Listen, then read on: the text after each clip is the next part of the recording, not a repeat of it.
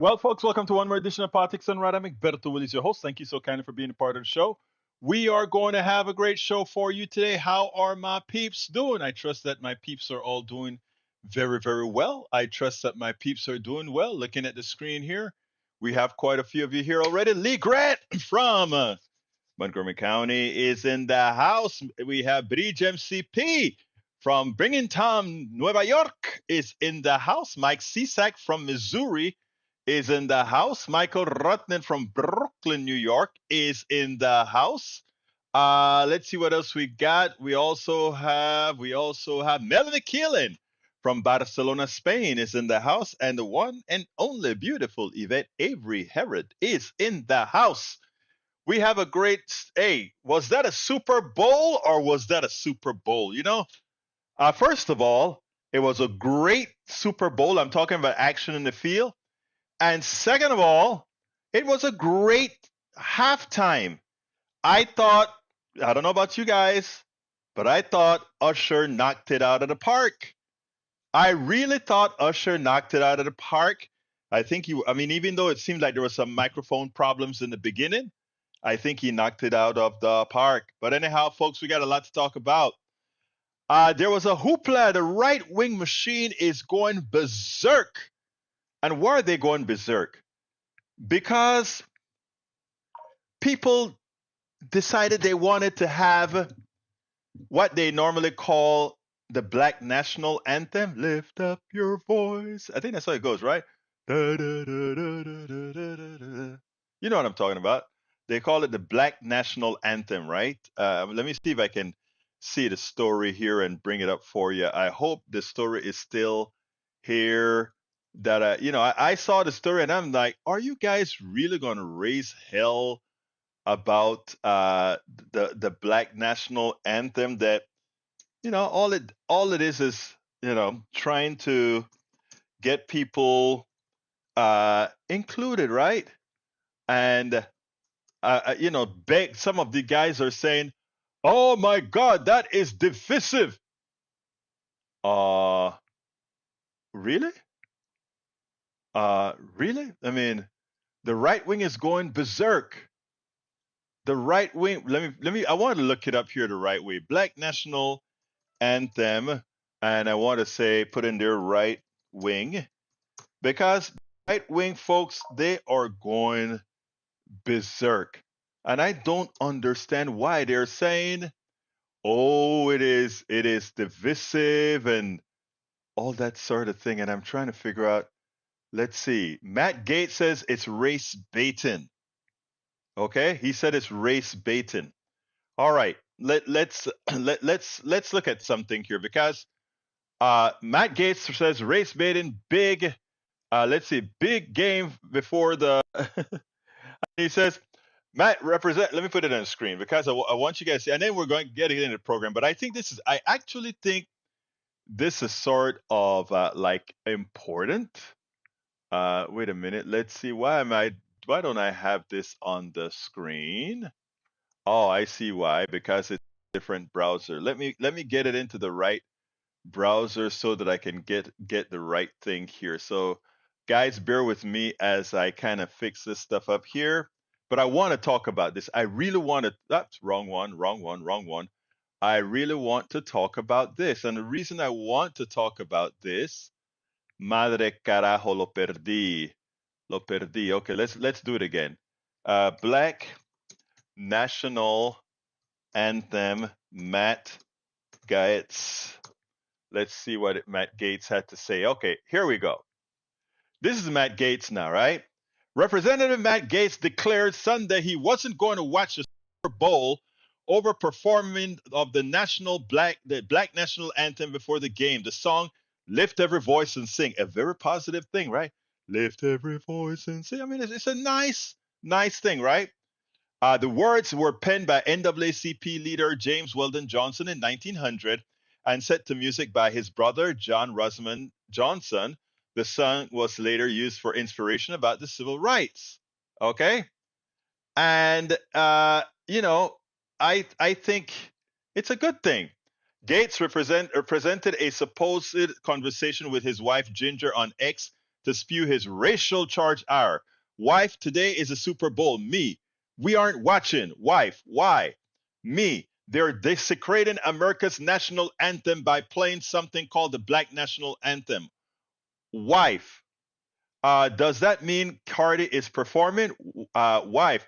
Shortly before the kickoff, Grammy, Andre sang Lift Every Voice and Sing. So let's stop a little bit. You read the words of Lift Every Voice and Sing. Okay? Read the words. And they call that divisive, right?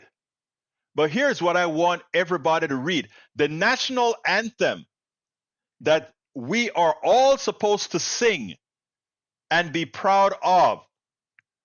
The national anthem here, it has a third verse. And in that third verse of the national anthem of the United States, black people are desecrated. So here we have a loving song, Lift Every Voice and Sing. And let me go ahead and find the words for Lift Every Voice and Sing, right? The lyrics. I shouldn't say lyrics, I should say the lyrics. Because I want to show you how distorted, unfair, and how people just want to stuff things down your throat. And they're telling you, yes, so we don't care about your feelings, or we don't care that we've wronged you. We don't care about any of those things. All right. Now, I'm showing you the what's on that song. Lift every voice and sing till earth and heaven ring with the harmonies of liberty. Let our rejoicing rise. High as the listening skies, let it resound loud as the rolling sea. Sing a song full of faith. That dark past has taught us. The dark past we've had has taught us. Okay? Now, continue reading the entire thing that I have there for the Black National Anthem. It's all uplifting. It's all about God. It's all about good stuff. We have come treading our path through the blood of the slaughtered, out of the gloomy past, till now we stand at last, where the white gleam of our bright star is cast. All positive. That is the anthem that, some people like to call the Black National Anthem. It's all positive. Completamente positivo. Now, let's go to the song that is our national anthem of the United States of America. And the third verse says this, and this is, remember, Francis Scott Key is on that, while the bombs are glaring, he's on that key writing this stuff, right? Look at what it says on the third verse. And where is the band who so vauntingly swore that the havoc of war and the battle's confusion, a home and a country should leave us no more? Their blood has washed out their foul footsteps, pollution. No refuge could save the hireling and slave from the terror of fight on gloom of the grave. Nothing. And the star-spangled banner in triumph doth wave o'er the land of the free and the home of the brave. I mean, which is the loving song here? Which is the song that give all Americans a positive feeling? Even as we've gone through a time when people have murdered, pilfered, and committed genocide. Think about this, people. Matt Gaetz and all these guys want to make a big deal. All you had to do is sit your butt down and listen to this other anthem. That's all you had to do. It's a positive song for us all. But you got to raise hell about it. Oh, they're messing with America. When America looks down, and even in the national anthem of America, even in the national anthem, no refuge could save the hireling and slave. No refuge could listen again, the words. No refuge could save the hireling and slave from the terror of flight or the gloom of the grave. Okay? Actually, what we call the Black National Anthem should just be called the National Anthem, because at least that one isn't saying That one doesn't say from the terror, doesn't say no refuge could save the hireling and slave. No refuge can save the hireling and slave. That is what you want us to sing. You know, yesterday I was on a blog, a podcast with WBAI in New York, and it was myself and two white guys, and we were talking about Netanyahu, Biden, and the Muslim, that what we're going to talk about today, and that is an event that I went to today with the Muslims had for Cornel West, and we were talking about it, and then I said, yeah, as it turns out, Biden is in real trouble, and one of the reasons is that he's losing one of the major flank, and that is people of color. And one of the guys said, "Sorry, I'm paraphrasing. He said, well, you know, it's really bad. And yes, I understand. But remember that, you know, when you look at the Trump option is so much worse than the Biden option. And I see that. But what I told them, I said, you know, the reason why many people can sit back and wait for Netanyahu to decide to change positions. Wait for Netanyahu to say, okay, I'll stop killing Palestinians now. I'll stop destroying the infrastructure and buildings now. 1,200 Israelis were murdered, killed, terrorism against them, but their infrastructure still stands. But most of their people still stand and can walk the streets, even with the pipe bombs flying in the air. Our American tax dollars are shooting them out of the sky if and when they show up. So 1,200 Israelis got killed. Now we have over 30,000, if we count those that are still hidden in the rubble, dead. And Biden goes ahead and like, I wish Netanyahu would stop doing it. Netanyahu is being irresponsible, and you know it's nonchalant. Let's just hope that he does better. Let's hope.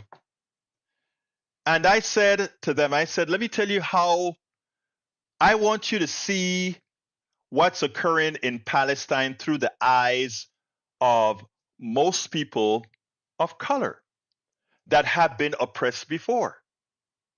Because what they see is an American president that isn't necessarily interested in creating any friction with a particular section of the white Jewish community, AIPAC, and will try to convince Netanyahu to stop the killing.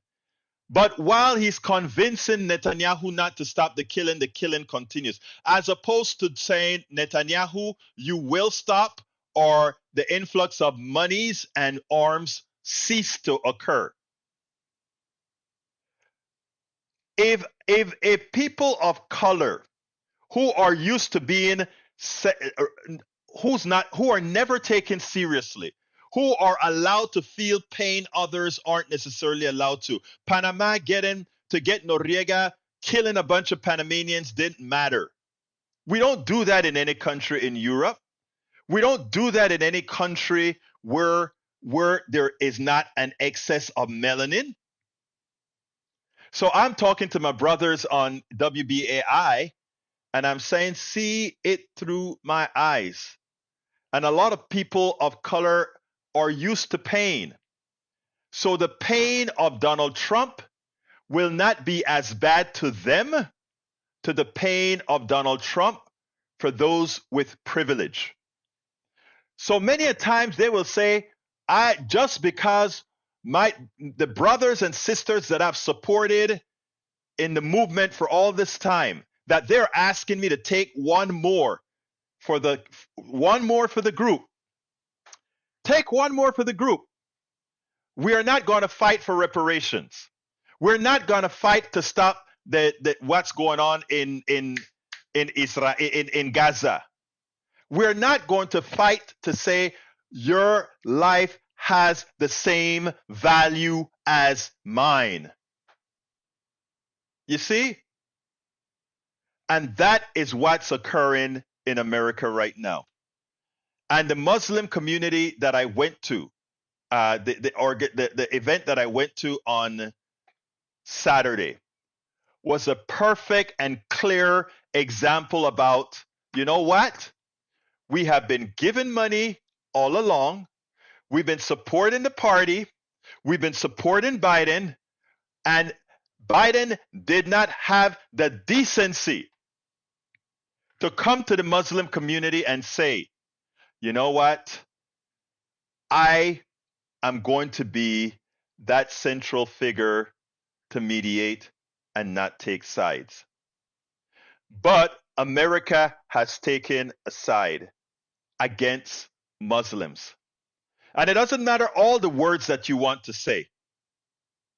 When you allow your 2,000-pound bombs to decimate buildings, I'm sure you saw the skyscraper coming down yesterday with a 2,000-pound or several bombs. When you have taken a position and say those lives aren't as valuable, 1,200 dead people, 30,000 dead people. I am sorry. At that time, the paradigms has changed. Just like Matt Gaetz got mad because we showed love with what's called the National Black Anthem, but refuses to see that we have always sung an anthem that has pretty much demeaned many of us. Many have been demeaned. We don't sing the third verse of the anthem, but it's a part of the anthem. And we have sung that anthem nonstop. People have lost jobs. Copernic has lost his job because he knelt during the anthem. Justifiably so. Justifiably so.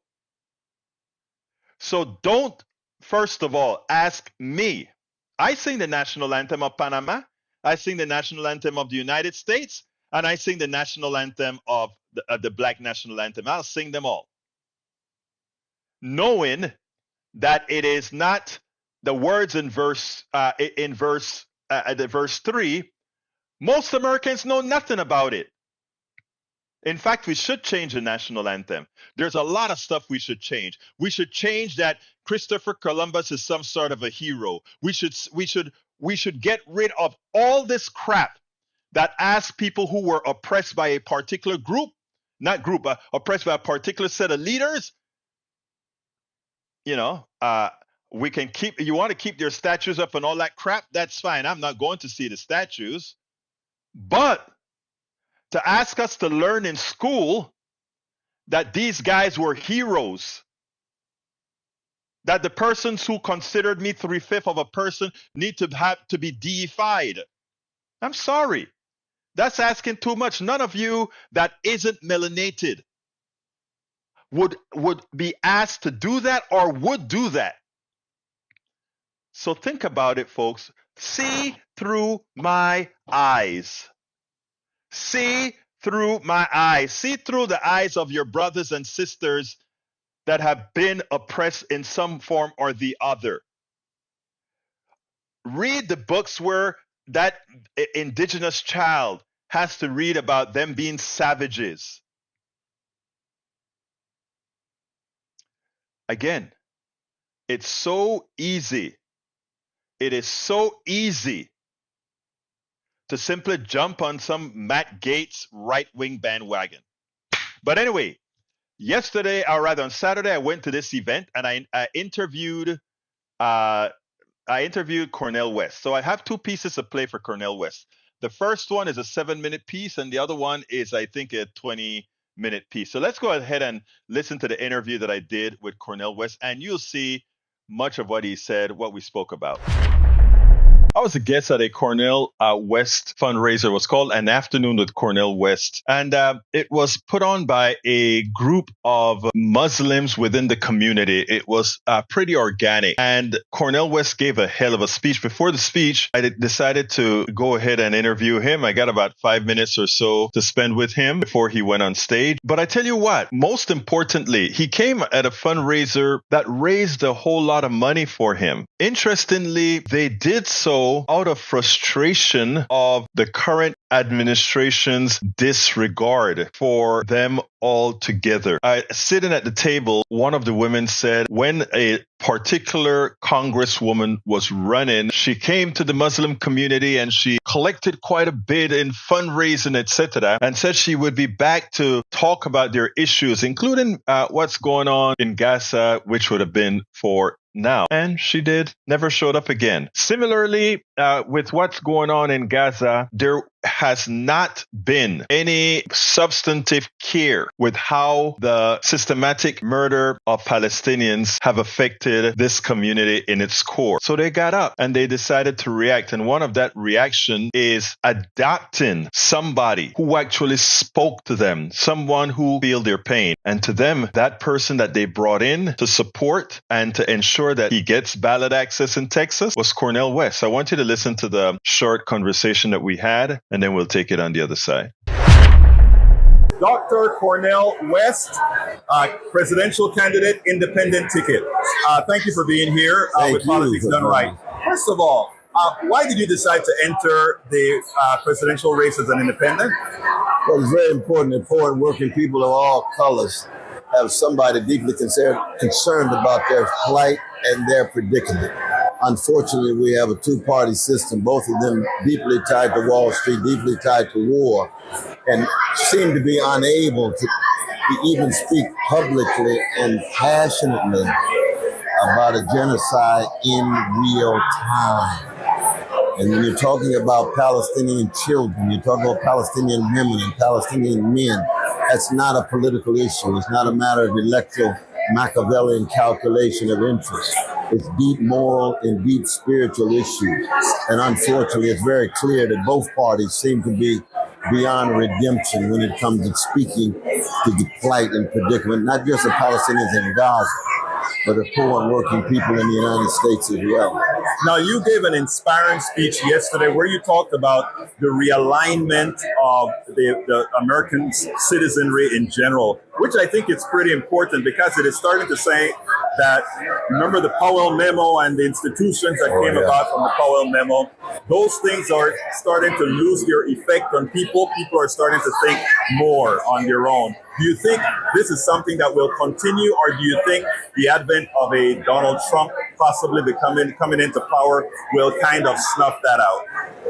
Well, we're at a moment now where things are so unprecedented, they're fluctuating, they're visional and tentative. We don't really know exactly what's going to happen. It depends on what we do. That's one reason why I'm so very blessed to be here in this consecrated place in Houston, because we've got to tell the truth to the American people and let them know that you can't have a Republican Party that's leading us to civil war or a Republican Party that's leading us to world war. We have to have alternative voices, alternative analysis, and alternative solidarity, because we have to do it together.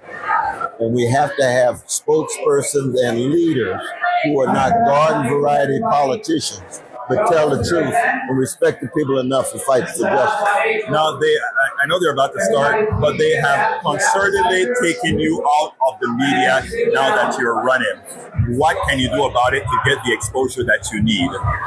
Well, no, the media's been very kind to me.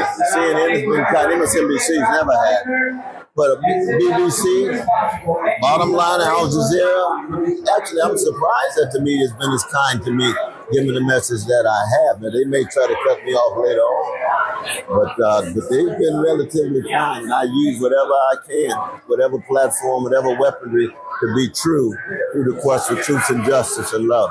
Last question, the asymmetry of what's occurring in Israel and Gaza right now. What's your thought about somehow we are not seeing that asymmetric effect of the amount of murdered Palestinians versus what we have in Israel proper? Well, one is that unfortunately, I think sadly, tragically, we still have a culture and a media that doesn't believe that a precious Palestinian life has the same value as a precious Israeli life. And I have no patience with that kind of racism, and that kind of tribalism, that kind of chauvinism. And we see it over and over again, and that's why it's very important for us to not just raise our voices, but our bodies, and come together and let the world know that a Palestinian baby is as precious as any baby in the world, including my own baby. Dr. Cornel West, thank you for having spoken to Politics and Right. Oh, thank you so much, brother. You can't help but really feel what Cornel is talking about, Dr. West is talking about, because I don't think there's anything that he said that we could disagree with. The only thing that many would say is, well, is a vote for him a wasted vote? Well, I'll tell you, after being in that room, these people don't see a vote as a wasted vote. They see their vote as a message. And wherever things fall, they're willing to accept that, given the way that they feel disregarded from those they have given their support election after election. But he says, Egberto Willis, this explains it. Lift Every Voice and Sing, a song often called the Black National Anthem, was sung before the Super Bowl for the fourth year in a row Sunday. This year, Grammy winner Andra Day sang the tune after a ceremony for the Walter Payton Man of the Year Award. The inclusion of the Black National Anthem along with the Star-Spangled Banner and America the Beautiful has been met with both praise and criticism. But the tradition continues nonetheless. Let's take a closer look at the Black National Anthem. Why is the Black National Anthem sung before the Super Bowl? The NFL began having a singer perform Lift Every Voice and Sing before the Super Bowl in 2020 in the wake of racial and social justice protests in the United States following the death of George Floyd. At the time, the NFL committed to sing the Black National Anthem before the Star-Spangled Banner ahead of every NFL game during week 1 of that season.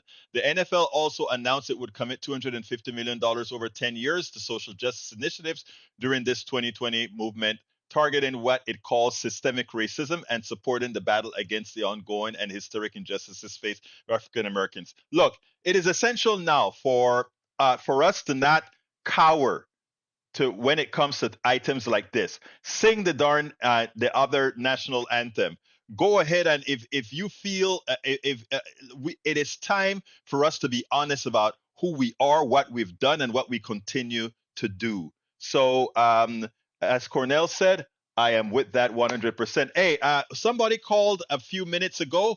Please go ahead and call back, because while I'm doing the videos, I don't want to take the calls, and I have another video to play. I'm going to wait for that call a couple of minutes before I start the video. But when that other video starts, it's a 20-minute speech that Cornel gave. I mean, it was an excellent speech that needs to be heard. So I taped it, and I said I was going to play it on the show today. I want to address something else that I saw in the link. I think Mike Cisa said, Egberto, can we convince the Muslims to give up their call to kill all Jews? That's where the split is in the Democratic Party. You have Jews and Muslims. You are basically asking the Jews to accept the Muslim call to kill all the Jews. That is the most ridiculous statement I've ever heard. I continue to be amazed that we see the disparity in deaths. We see the disparity in deaths, but your lying eyes cannot see that. Yes, Jews, there are Jews who hate Muslims, there are Muslims who hate Jews. That's a statement of fact. We have that reality in America as well. There are people who are racist in America, and by the way, that's both black, white, and otherwise, who are racist in America, and they just hate for the sake of hating. All right, that's not me. You know, I love everybody. I love my black brothers, my white brothers, my Asian brothers, my every brothers, right, and sisters. I mean, right, but there are people who hate. But this fallacy that you want to have, that somehow it's asymmetrical on the Muslim side, that there are Muslims just wanting to go and attack Jews, and many a times the feeling is mutual, right? And what I always tell people is don't listen to what people are saying. Watch what they're doing. And if you take a look at the death rate, let's look at Jewish deaths, Muslim deaths. In this most recent event, 1,200 Jews, 30,000 plus Muslims. Infrastructure in Israel almost intact. Decimated Gaza with settlement going on all through the West Bank. That is the reality. And to ask people not to believe what they're seeing is, in effect, it's not just frustrating, but it should be shameful on those who try to make it seem less asymmetric than it is. The truth of the matter is the people feeling the pain, the people doing the suffering right now are whom? Muslims. You go ahead and look at Gaza, you see a tent city as far as the eye can see. No sewage, no nothing. Why? Because they supposedly Israeli IDF has decimated the thing. Believe your eyes. Believe your eyes. It's not lying to you. Anyway, since I didn't get that second call, I'm going to go ahead and start the other video. This is going to be about 20 minutes, so this will end at 57, I believe, 56. And if somebody calls after, then I'll take it. But let's go ahead and do that call. Do that new video right now. First thing I want to say is that there's a sweet spirit in this place. I felt it when I walked in. And you can't have a sweet spirit unless there's a soulfulness. You see, I come from a soulful people. And soul ain't nothing but the sharing of a soothing sweetness against the backdrop of a great catastrophe. And the catastrophes take a number of different forms. But you have to be clear and candid and honest about speaking directly about the catastrophes and never reduce the catastrophes to a problem. Catastrophes are catastrophes. You see, there's 4 fundamental questions for any serious wrestling of he or she who decides to raise their voice and speak directly about various forms of catastrophe. The first is, how shall integrity face oppression? And integrity has to do with what? Digging very deep in the dark corners of your own soul and straightening your back up and having the courage to speak honestly about catastrophe. The second question is, what is honesty do in the face of deception, of lies and high crimes? And we're living in a moment where the lies are being exposed, the veil is being ripped off, and those lies and high crimes mean that sooner or later, as the great Malcolm X used to say, chickens come home to roost. You're going to reap what you sow. Truth crushed the earth shall rise again, and the condition of truth is to allow suffering to speak. This is an unprecedented moment. It's a pivotal moment in the history of Houston, the history of Texas, the history of the American Empire, the history of the world. And what is so pivotal about it? Because something is happening. Paradigms are collapsing. Frameworks are melting. People are waking up.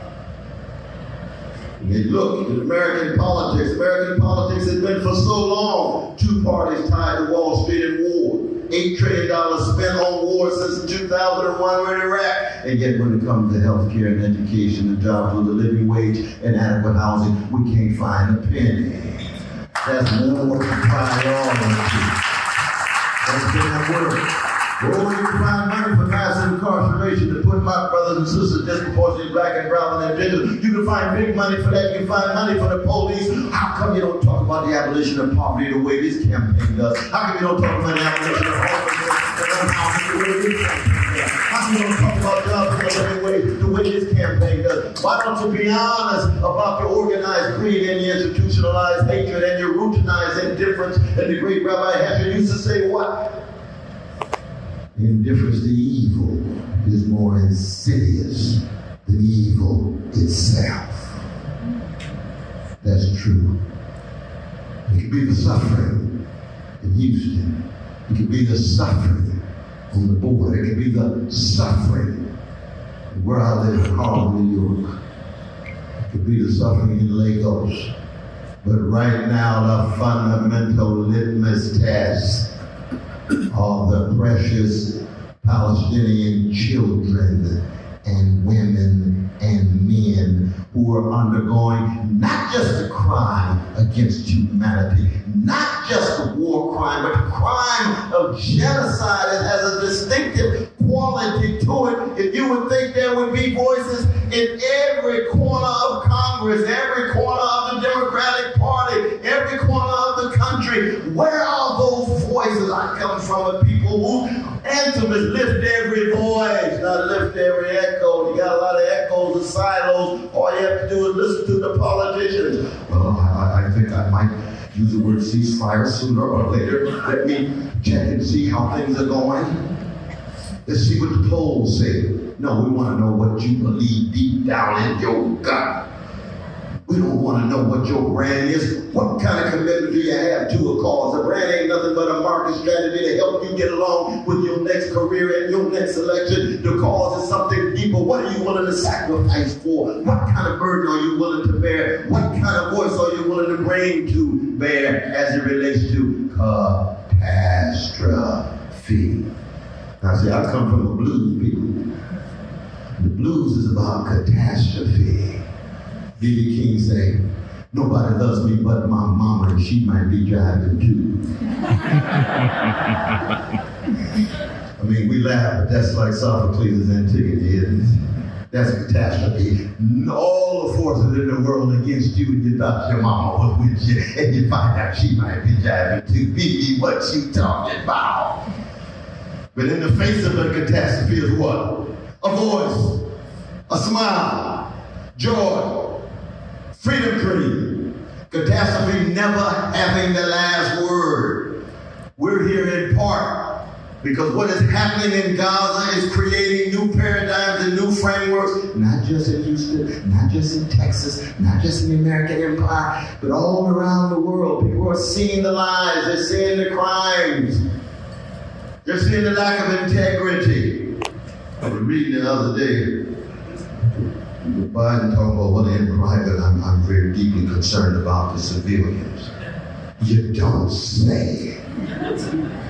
Please, we were born at night, but not last night.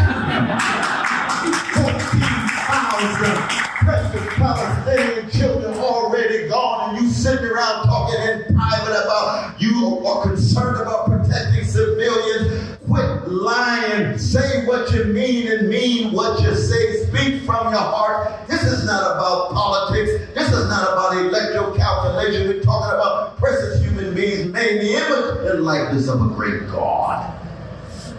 You don't even use the electoral strategy as your brand when you're talking about human beings, especially innocent children. That's what has been missing in American politics.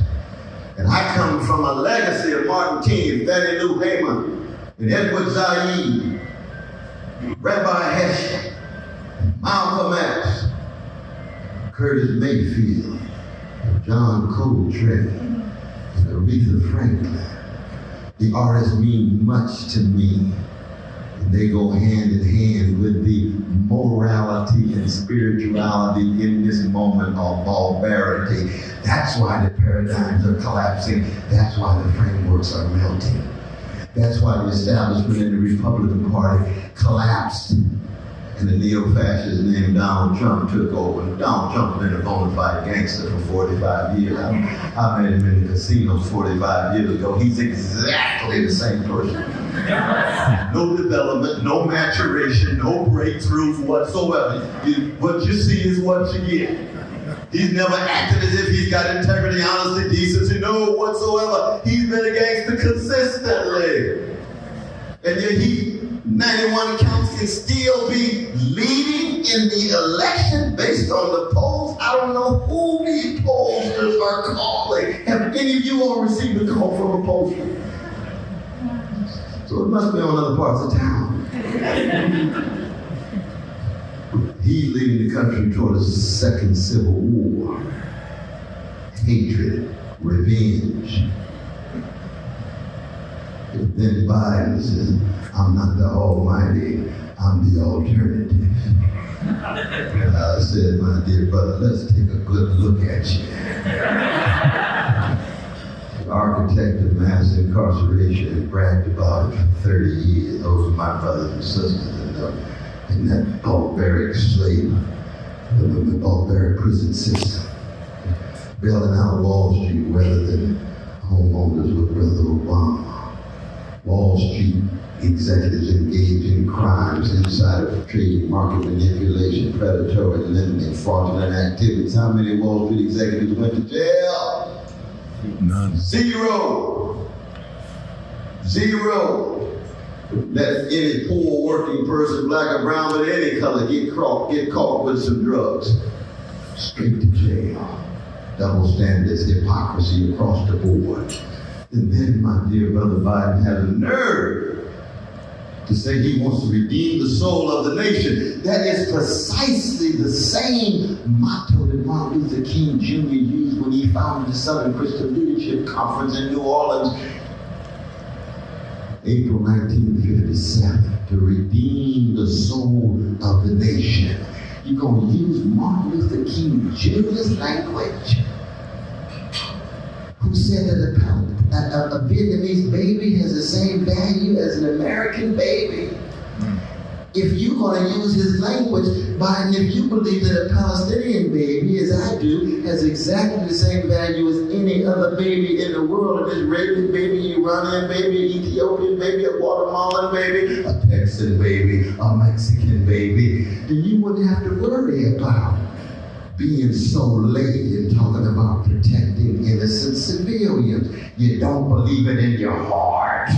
And everybody knows that those were European babies and European innocent civilians. Everybody knows that those were precious Jewish babies and Jewish civilians. The U.S. government would have a qualitatively different response. That's the kind of racism I have no patience for whatsoever. And never will. Never will. That's not a matter of electoral politics. It's a matter of morality and spirituality that has political consequences, but doesn't begin with politics. Because if you begin with politics, you will only listen to the folk who have big money, big power, and will say to the rest of us, you have no choice. You have no other options. You have no other alternatives.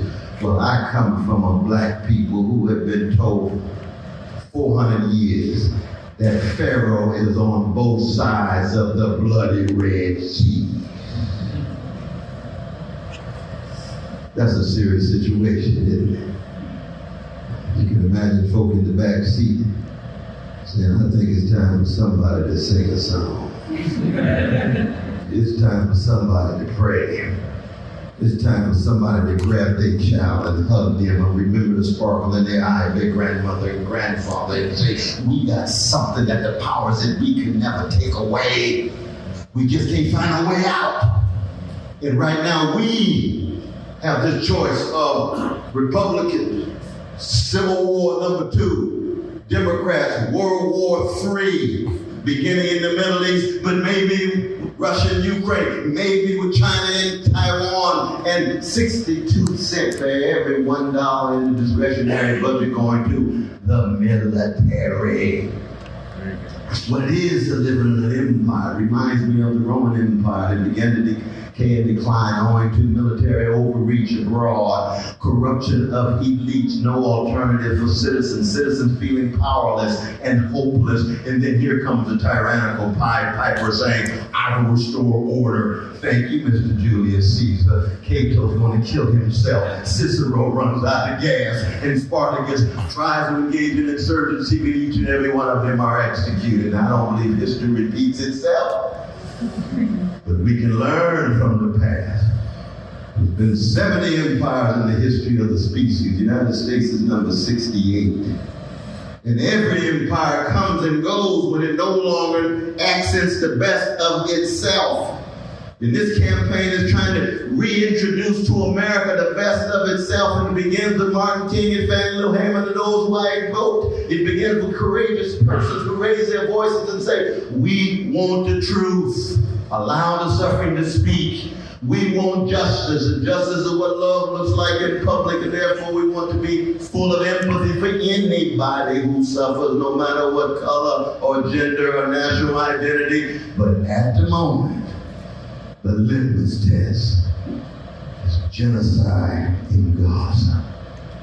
And if you can't meet that litmus test, then all else that you have to present is empty and fatuous. It's sounding brass and teaching from Lord. And already the attacks are beginning, very intense.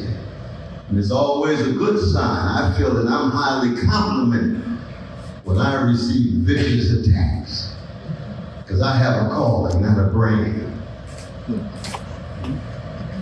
I have a deep commitment to a cause, not just a career. Living under death threats for the last 35 years, so it doesn't bother me. I'm a Jesus-loving free black man in the way in which you all are Allah-loving free black men and women. You get freed up when you have a relationship with something bigger than you. You get freed up when you feel as if you're doing exactly what you've been called to do. Not in the spirit of self-righteousness, but you find joy in the struggle. You find joy in a love even as you are doing something that seems to have a chance of a snowball in hell. But lo and behold, you step out on nothing and land on something. That's what faith is. That's what deep, deep faith is. In this campaign, it will never be destroyed by the threats. In the same way that this particular body that I have may go, but the spirit will never be destroyed, because truth, because justice, because love, in the end, will never go out of style. And there'll always be a cloud of witnesses who will come after. So this campaign ain't nothing but a moment in a movement trying to be soulful with a sharing sweetness against backdrops of catastrophe. That's what it is. And we do it with a smile. We do it with joy. It's difficult because we broke the 10 Commandments financially. We don't have a lot of flow. See, $27 million. Even Brother RFK Jr. got $27 million. How does he got $27 million? It's not his money. Who is giving him money? Well, we discovered some of the Trump people giving him 14 each packs and so forth. No, we're poor people's campaign. We got organized people. We got strong spirit. We got strong vision. But we do need some money. No doubt about that. But the moment in which that money becomes idolatrous, the moment in which that money becomes the very thing that determines what you think and what you do and how you act and how you laugh and how you love, your campaign is over. And you become just another garden variety political project. At this particular historical moment, we don't need garden variety politics. We need new paradigms and new frameworks. We need new visions. The younger generation understands this very, very well. It is up to us to be examples to our precious young people, because they know they're living in an unprecedented moment. They know this is a pivotal moment. And they're wondering, okay, Mom, okay, Dad. Maybe we got some grandparents in here too like me. Okay, Granddad, okay, Grandma. What are you going to do at this moment? Where do you stand on genocide? Where do you stand on U.S. foreign policy? Where do you stand on justice as it relates to poor and working people around the world? Where do you stand on those issues that will define the time here and many, many years to come? And the question becomes, can we do it? It's an open question. Depends how much integrity, honesty, courage we really have. And history is always unpredictable, incomplete, and unfinished. What we do in the present determines what happens in the future. And so it's a beautiful thing to be able to come together. And I can grant you this, that to the degree to which the mainstream, including the Democratic Party, more and more seek deep solidarity of black people, of brown people, of courageous, visionary people of all colors, with Muslims, Arabs and Palestinians, they don't know what to do. They do not know what to do. And we tell them, this is not a question of ordinary politics. We're not just talking about interest. We're talking about humanity. We're talking about people who deserve to be free. We're talking about Palestinian dignity and Palestinian equality. We're talking about creating a Palestine in which life can flourish so that apartheid, so that ethnic cleansing, so that genocide has absolutely no presence whatsoever. And we don't stop there. We go to other parts of the country, of the world, but we begin there at the moment because of the litmus test that it is. So much depends on ourselves, and I can simply say to you that as a jazz man, I'm gonna go down fighting and swinging.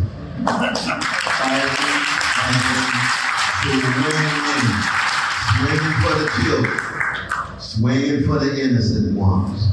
Swinging for those whose humanity is so often rendered invisible, even in the corporate media. Why? Because it's right, because it's moral, and because it's just. And then the political consequences flow. That's what this gathering is all about. Thank you all for being so kind. Thank you for being so Thank you for being so kind. Now, let me tell you, I get it when people say, he's not going to win. You know who knows he's not going to win? He does. And but the one thing that occurs in these elections is you have to change the paradigm. And let me explain this because a lot of people don't get this. What Biden is doing right now in Israel without any pushback, or I shouldn't say without any pushback, but pretty much taking the Muslim community for granted, pretty much taking people of good faith for granted, taking humanity for granted. If he doesn't do something to correct that, people won't come out to vote for him. And what I saw in that room was very surprising.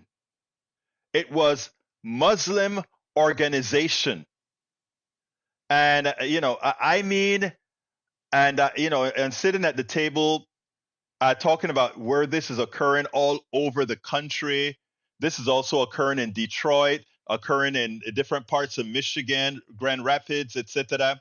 And that they're organizing, they're mobilizing against a Biden that is supporting what they see, what I see as well, as a genocide. Now, let me be frank. I'm voting for Biden. And a lot of those people in as much as they're giving hundreds of thousands of dollars to Cornel, which would have been so much more, if we really were into Biden, that could do so much more. A lot of these people there, in fact, a couple of them told me, yeah, I gave $3,300. We need to get his voice out, but we're voting for Biden.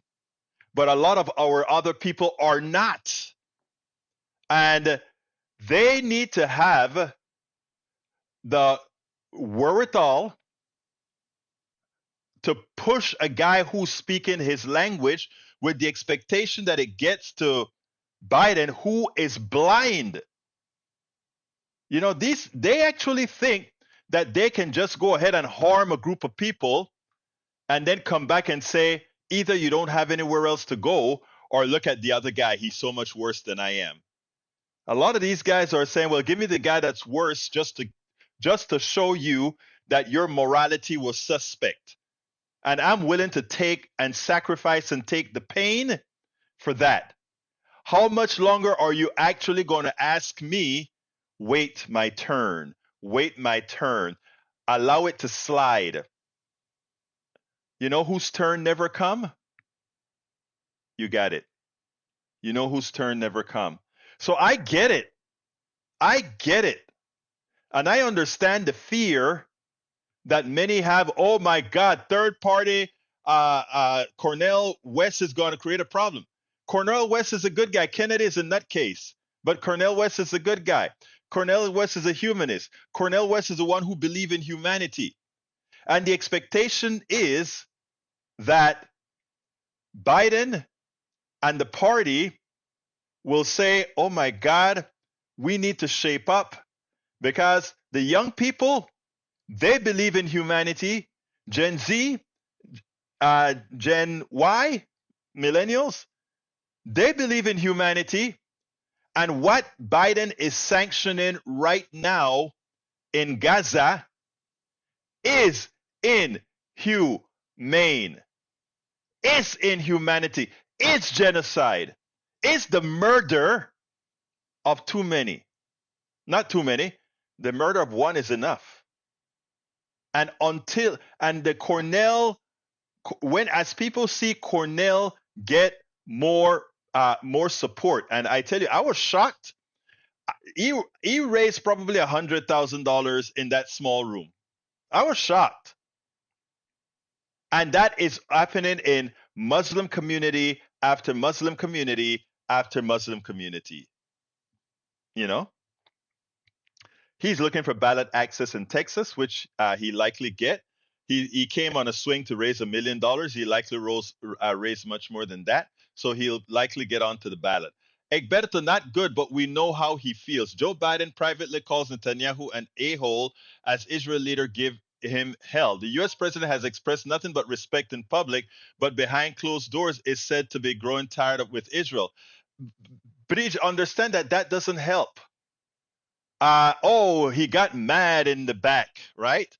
But he's mad in the background, but more babies are dying. You know, he could say, "I cut the strings today," and Netanyahu would have to stop, like Reagan did to I don't remember the guy then. The U.S. president has become privately frustrated with his Israel counterpart. He should have been privately frustrated from the beginning. I'm not going to read the whole thing, but you get where I'm coming from. Folks, read what Bridge has put out there. It's important. I know started with not good. Okay, let's see what else we got. Hope without action is begging that someone else will do what you're hoping for. There are no superheroes in the world to make such happen. Very true. I got to get out of here. I didn't realize I'm up by 2 minutes. Folks, please support the show. We need your support the best you can. You can support us by going to politicsandright.com/support, politicsandright.com/support. Support us in whatever manner you can, however you can. We have different options there to support. But likewise, please subscribe to our newsletter. It's free, but we are asking you to become a paid subscriber of our newsletter. politicsandright.com/newsletter, politicsandright.com/newsletter. We really need your support. We are in the core of the primaries now. And we must get these votes, folks. We must get the right people in the primaries elected. That is how it works. You have to do it in the primaries. And we're working hard to make sure we get progressives out in the primaries and then elected in the real thing. So please, folks, send us to go to politicsandright.com/newsletter to support us. And please become a paid subscriber of our newsletter, politicsandright.com/newsletter, and support us however else you can by going to politicsandright.com/support. I'm going to put both of these links back in the feed again. politicsandright.com/support is there in the feed, as well as politicsandright.com/newsletter. We cannot do this without you. We do need your support, and I ask you so kindly, support the program. We cannot do it without you. My name is Egberto Willis. This is Politics Done Right, and you guys know how I end this baby. I am what? Out! We spend a lot of time deconstructing the news, trying to parse it into a form that everybody can understand. We try to find those little nitpicks where it flies above the fray, etc. If you really like these videos that we do, I want to ask a big favor. Please go ahead. Number 1, subscribe to our channel, and number 2, please join if you can. Thank you so kindly for watching. Keep watching. Please remember to share. We must populate the entire internet with our progressive message, a message that we know is what most Americans say that they want. So help us, please join.